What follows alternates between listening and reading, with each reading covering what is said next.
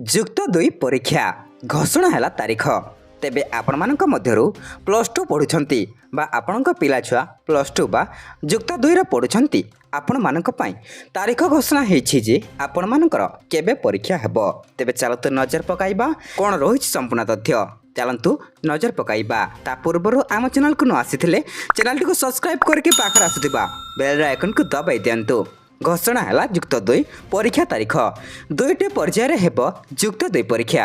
ଏନେଇ ସୂଚନା ଦେଇଛନ୍ତି CHSEର ପରୀକ୍ଷା ନିୟନ୍ତ୍ରକ ଡକ୍ଟର ପ୍ରଶାନ୍ତ କୁମାର ପରିଡ଼ା।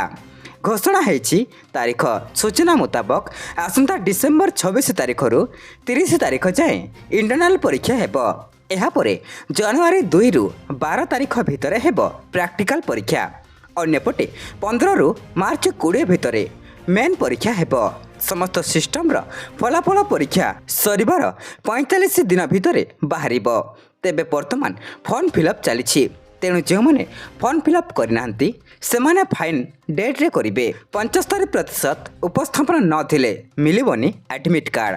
କିଛି କଲେଜରେ ଯେଉଁଠି ପିଲାମାନଙ୍କର ଉପସ୍ଥାନ କମ୍ ଥିବ ସେମାନଙ୍କୁ ଶ୍ରେଣୀଗୃହକୁ ଆଣିବାକୁ କଲେଜ ଅଧ୍ୟକ୍ଷ ସଚେତନ କରନ୍ତୁ ବୋଲି ସେ କହିଛନ୍ତି ଯେ ଆପଣମାନଙ୍କ ମଧ୍ୟରୁ 75% କଲେଜ ଆସିଥିଲେ ସେମାନେ ହିଁ ଆଡ଼ମିଟ୍ କାର୍ଡ଼ ପାଇପାରିବେ ଏବଂ ପରୀକ୍ଷା ମଧ୍ୟ ଦେଇପାରିବେ। ଏବଂ ଆପଣଙ୍କର ପରୀକ୍ଷା ଦେଇସାରିବାର 45 ଦିନ ଭିତରେ ଆପଣଙ୍କର ରେଜଲ୍ଟଟା ପ୍ରକାଶ ପାଇବ, ଯାହା ଆପଣମାନେ CSEOdisha.gov.inରେ ଆପଣମାନେ ଚେକ୍ କରିପାରିବେ।